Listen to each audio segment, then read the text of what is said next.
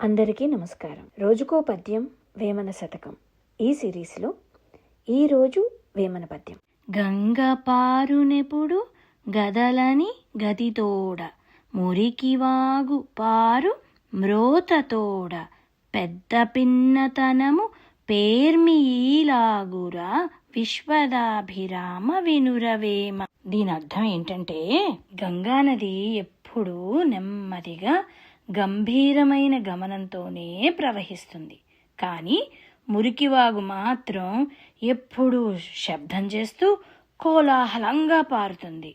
అలాగే మనిషి గొప్పవాడా చిన్నవాడా అన్నది బయట పేరు వల్ల కాదు, అతని ప్రవర్తన నడవడిక వల్లే తెలుస్తుంది. ఎలా నదీ ప్రవాహాన్ని బట్టి దాని స్థాయి తెలుస్తోందో, అలాగే మనిషి ప్రవర్తనను బట్టి అతని విలువ తెలుస్తుంది అని వేమన గారు చెప్తున్నారు.